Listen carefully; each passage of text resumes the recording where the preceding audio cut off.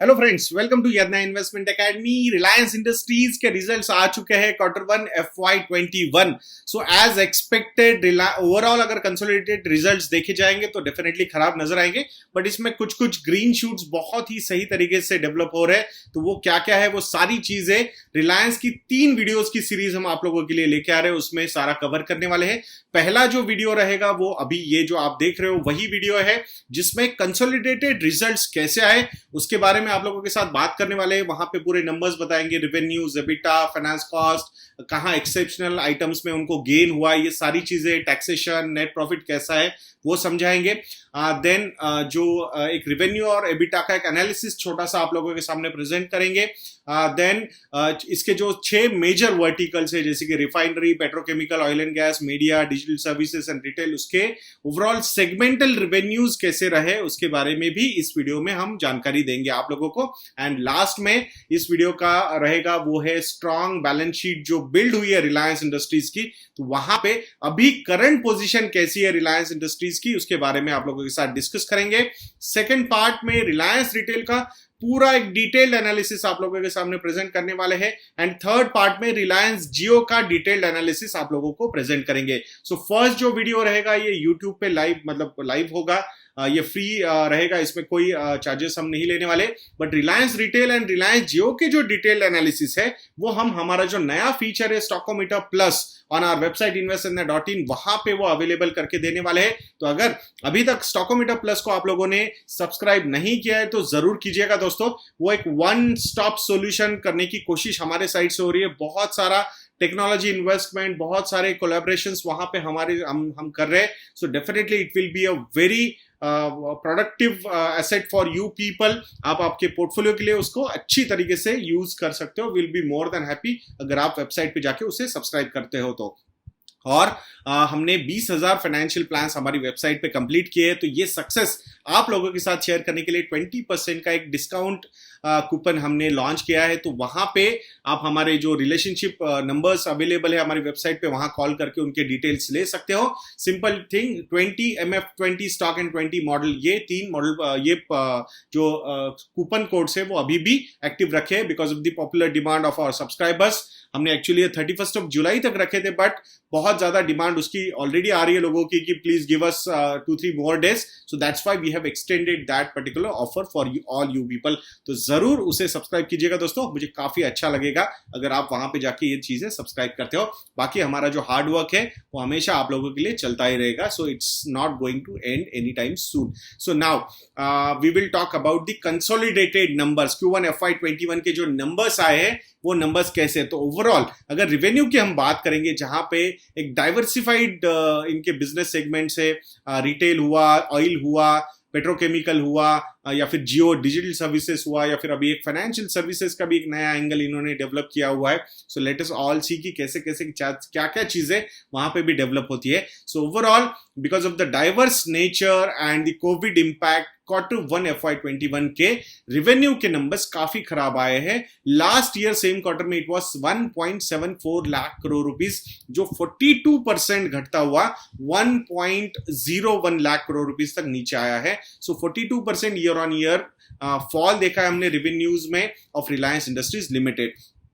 अगर quarter on quarter ये number देखते हैं तो 1.51 लाख करोड़ रुपीस से 1.01 लाख करोड़ रुपीस तक 33.2% का सिक्वेंशियल फॉल भी यहां पे हमने देखा है फॉर रिलायंस इंडस्ट्रीज लिमिटेड। अभी आप अगर बोलोगे लास्ट ईयर सेम क्वार्टर में इतना हाई रेवेन्यू था, but last quarter of FY20 also that was bad majorly because of the problem in overall oil prices. जो क्रूड ऑयल के प्राइसेस ओवरऑल वर्ल्ड में गिरे, उसका सीधा सीधा इंपैक्ट जो एक मेजर कॉन्ट्रीब्यूटर था इनके बिजनेस को, वो था oil and gas and petrochemical business, वहां से होता हुआ नजर आ रहा है, जो अभी भी कंटिन्यू हो रहा है। Because today also the oil prices, Brent oil prices are hovering between $40 to $45 पर बैरल। तो ये इंपैक्ट थोड़ा और समय के लिए रह सकता है, but now Reliance is not about oil and gas and petrochemicals. Reliance is all about digital services, Jio and retail business. So ये चीजें कंप्लीटली शिफ्ट कर रहा है रिलायंस इंडस्ट्रीज को।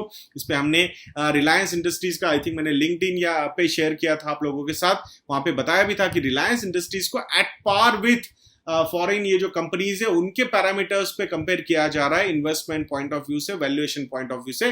So that's a very big achievement for company like Reliance industries, जिसे एक oil and gas या energy sector company माना जाता था, but now it is not at all that company. It's a complete shift which has happened in last 3 to 4 years under the leadership of Mr. Mukesh Ambani, and that is leading the company with an example. So I think we should give full credit to that person.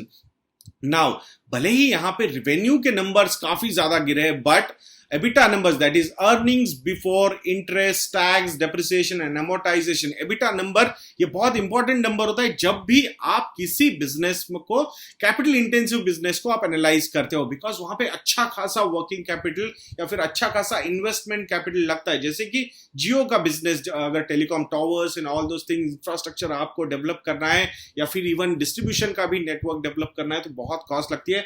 Retail का example आप लोग लीजिए, अगर retail store एक आपको open करना है तो बहुत बड़ा इन्वेस्टमेंट कैपिटल वहां पे नजर आता है. तो ये सारी चीजें अगर आप देखोगे तो वहां पे being into a very hugely capitalised kind of industry, वहां पे एबिटा नंबर्स देखना बहुत इंपॉर्टेंट होता है. तो वो नंबर यहां इतना डिसअपॉइंट करता हुआ नजर नहीं आ रहा है. So EBITDA has fallen by 11.8% year on year, that is from 24,486 crore rupees to 21,585 crore rupees. So 11.8% से year on year EBITDA down हुआ है. अगर quarter on quarter, that is the sequential quarter अगर हम बात करेंगे, so that is down by 16.6% from 25,886 crore rupees to 21,585 crore rupees.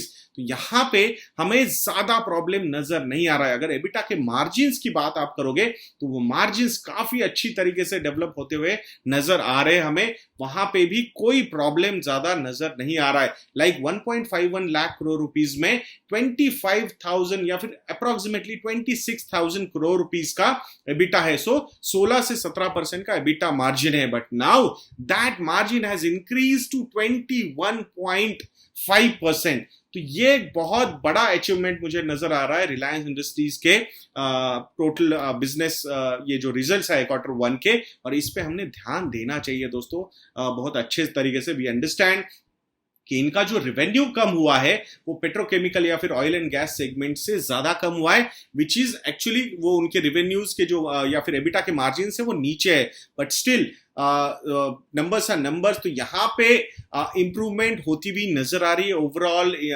Business के बारे में अगर हम बात करेंगे, अगर यही बिजनेस के वॉल्यूम्स वापस ऊपर जाते हैं, so definitely compare to last years first quarter and last years last quarter, वहां पे भी मार्जिन्स इंप्रूव होते हुए नजर आ रहे हैं. तो I think this benefit will be continued because of the high margins into the digital services business, and that is a very positive sign for the company. Now the financing cost कितनी रही company की इस बार, तो that is around 6,735 crore rupees. तो last year के comparison में the finance cost has gone up by 31.8%, which was expected because of the high borrowings company is currently having. तो वहां पे हमें कोई प्रॉब्लम नहीं नजर आता. जब हम बैलेंस शीट की बात करेंगे, I think you will be very comfortable with the net zero debt kind of company Reliance Industries has become. तो उसका एक अगेन रिवीजन हम आप लोगों के साथ करने वाले हैं. सो यहाँ पे finance cost 31.8% year on year बढ़ी है, and quarter on quarter it is up by 11%, so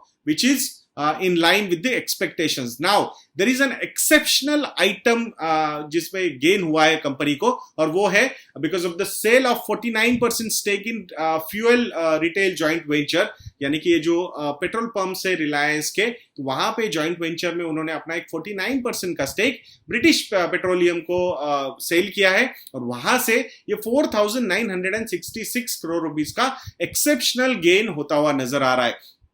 so now अगर हम ये सारी चीजें ऐड कर देते हैं तो प्रॉफिट बिफोर टैक्स ये जो नंबर कंपनी का है वो है 13,508 crore rupees. Last year same quarter में profit before tax was 14,366 crore rupees.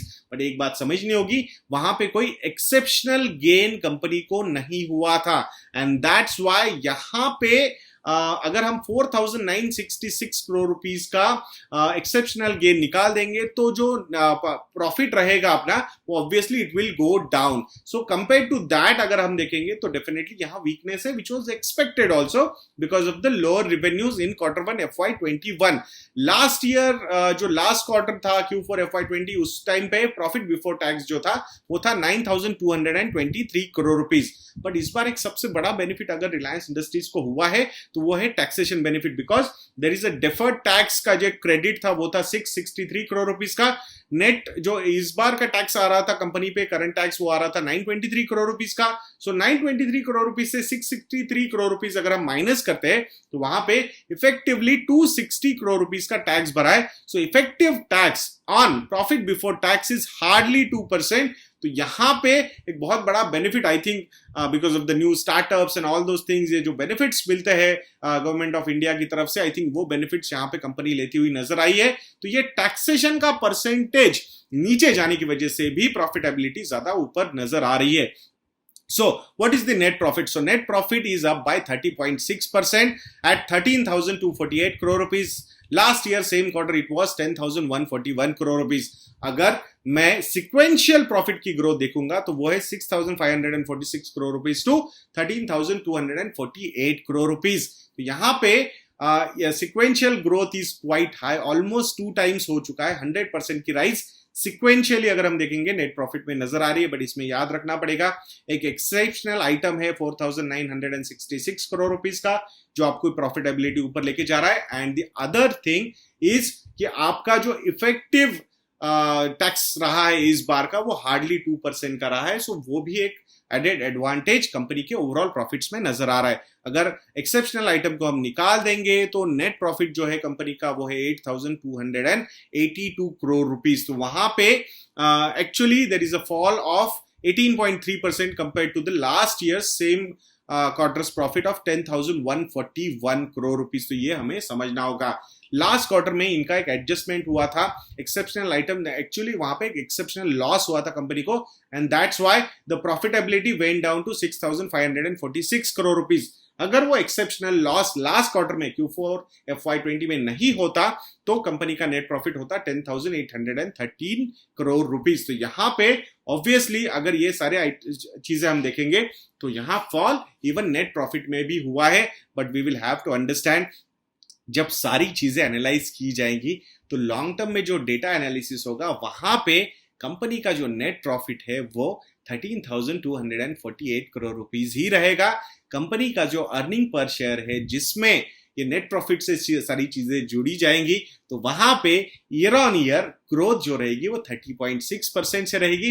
And that's why अगर हम consolidated price to earnings ratio देखेंगे रिलायंस इंडस्ट्रीज का so that will actually go down because the earning per share, that is the denominator of this calculation, is increasing and इसी की वजह से price to earnings ratio नीचे आ सकता है या फिर आ भी गया है. So that thing you need to keep in mind. यहाँ पे बहुत सारी चीजें जो होंगी, यहाँ कब क्या अनाउंसमेंट्स करने हैं या फिर कब क्या स्टेक सेल करने हैं, ये सारी चीजें ऐसे डिफिकल्ट टाइम में होती है. इसे कहा जाता है आपके एसेट को मोनेटाइज करना. So at right time they are monetizing their assets and they are showing the profitability in line with the old expectations which the markets have set in. और उसी वजह से ये सारी चीजें चलने वाली है. आपने कल SBI का एनालिसिस देखा होगा, वहां पे भी स्टेट बैंक ऑफ इंडिया ने SBI लाइफ इंश्योरेंस में अपना स्टेक सेल किया और उसकी वजह से पूरा का पूरा प्रॉफिटेबिलिटी का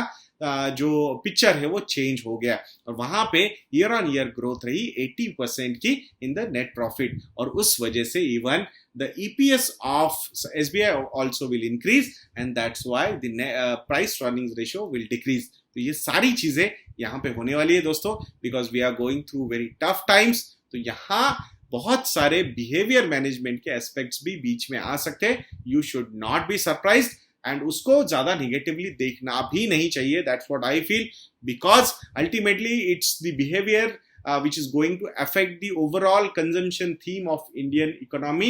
और वहां अगर कुछ बहुत स्पिरिट डैम्पन हो गया तो I think the effect will be quite long term जो बिल्कुल नहीं होना चाहिए. So we should be very happy with these kind of result जहां पे भले ही नंबर्स मैनेज किए जा रहे, मैनेज मतलब मैनिपुलेट नहीं किए जा रहे, मैनेज किए जा रहे, मतलब एसेट्स मोनेटाइज करके आपको प्रॉफिटेबिलिटी इंक्रीज अगर हो रही है, so which is nothing wrong in that case, so you should not be that worried.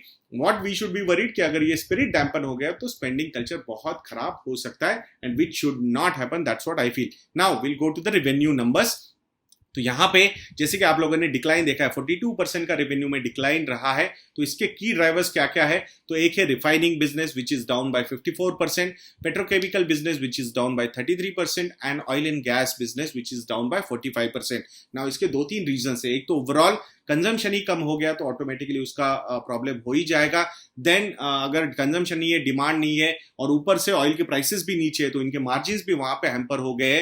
Almost 57.6% का ओवरऑल शार्प डिक्लाइन रहा है ईयर ऑन ईयर का, अगर हम कंपैरिजन करते हैं ऑन ऑयल प्राइसेस वगैरह. सो उसका एवरेज ऑयल प्राइसेस की बात कर रहे हैं, तो वहां पे उसका सीधा सीधा इम्पैक्ट उनके मार्जिन्स पे होगा, और उस वजह से ऑयल एंड गैस या रिफाइनिंग या पेट्रोकेमिकल बिजनेसेस में अच्छा खासा फॉल नजर आ रहा है. अगर रिटेल बिजनेस की भी हम बात करते हैं, so that particular revenue is also down by 17% due to lockdown and restrictions in store operations. तो उसका इम्पैक्ट रिटेल पे भी हुआ है.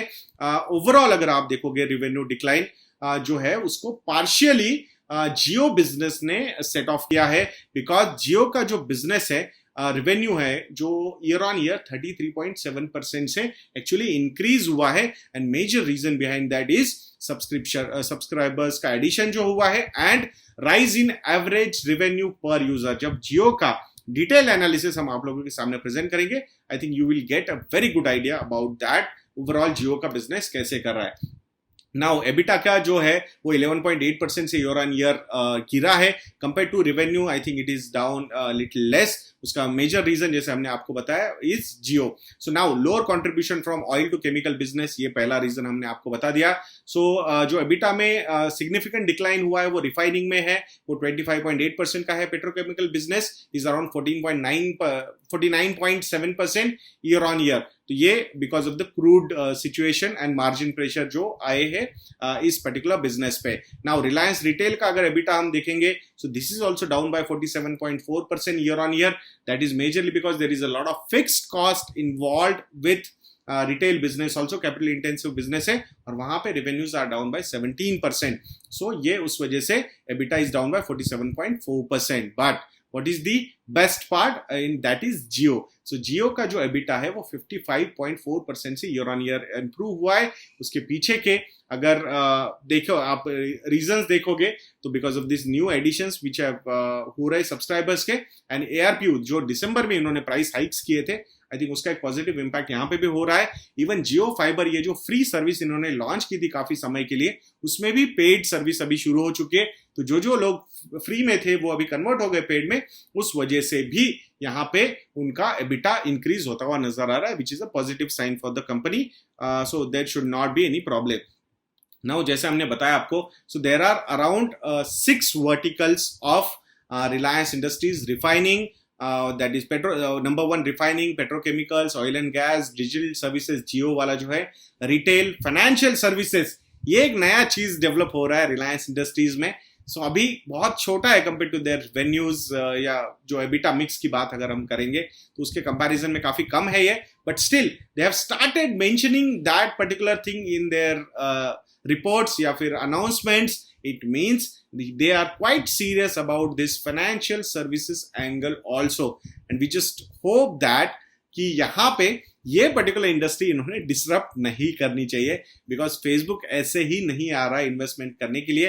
आई think they are going to launch a lot of commerce platforms through WhatsApp, और वहां पे financial services ये एक पर्टिकुलर सेगमेंट काफी अच्छी तरीके से परफॉर्म करता हुआ नजर आ सकता है. So this is one new granule Reliance Industries is trying to develop. तो इस पे भी आप लोगों ने अच्छे से ध्यान देना चाहिए. That's what I genuinely feel दोस्तों. Now last year Q1 FY20 में रिफाइनिंग का जो एबिटा मिक्स था, जो कंट्रीब्यूशन था, वो 23.1% का था, जो इस बार 20.2% पे आया है as expected, because the EBITDA margins या फिर एबिटा के जो नंबर्स है वो डिक्रीज होते हुए नजर आए थे. Petrochemical which was contributing 39.6% to the overall EBITDA mix, is now contributing 23.5%। तो यहाँ पे अच्छा खासा फॉल पेट्रोकेमिकल बिजनेस में आता हुआ नजर आ रहा है। Then next that is oil and gas. तो ऑयल एंड गैस का तो जो लास्ट ईयर का एबिटा मिक्स का कंट्रीब्यूशन था वो 0.9% का था। इस बार तो कहीं पे भी वो मेंशन तक नहीं हुआ है या फिर उसे अदर्स में डाल दिया गया है। तो यहाँ एकदम negligible kind of oil and gas का कंट्रीब्यूशन रहा है एबिटा मिक्स के लिए। Then next is digital services. Last year same quarter में 22.6% का एबिटा मिक्स को कंट्रीब्यूशन था from digital services, that is Jio, जहां पे ये सारी बड़ी इन्वेस्टमेंट्स आती हुई नजर आ रही है हमें। सो वो जो कंट्रीब्यूशन है इट हैज इंक्रीज टू 41.3%। तो यहां पे जो एक शिफ्ट हुआ है 19% से एबिटा में मिक्स में उनका कंट्रीब्यूशन बढ़ा है from the digital services, and that is majorly because last quarter में जो मतलब जून में जो एंड हुआ है क्वार्टर, वहां पे EBITDA has increased by 55.4% compare to the last years EBITDA. So वहां ये काफी अच्छी तरीके से बढ़ता हुआ नजर आया। Retail which is down because of the revenue is down by 17%, EBITDA is also down bye more than 50%। तो वहां पे 9.3% का कंट्रीब्यूशन था लास्ट ईयर का एबिटा को, तो अभी वो 5.7% पे आया है। And the new एंट्रेंट which is financial services, last year same quarter में 0.5% का था, इसलिए उन्होंने ज्यादा मेंशन भी नहीं किया था, but now they have started mentioning it, and the contribution to EBITDA mix through financial services sector is 2%. So that is a sector, that is one segment we need to watch carefully कि इनके शायद plans बढ़ते हुए नजर आ रहे हैं financial services sector में। and 4% others, other segments, other businesses, तो अभी वो 7.5% का है, जिसमें मुझे लगता है ऑयल एंड गैस को भी इंक्लूड किया गया है दोस्तों। तो ये ओवरऑल एबिटा मिक्स का कंट्रीब्यूशन है। Now the last part of this video which is the balance sheet. तो बैलेंस शीट कैसे दिख रही है? तो बहुत ही स्ट्रांग बैलेंस शीट नजर आ रही है।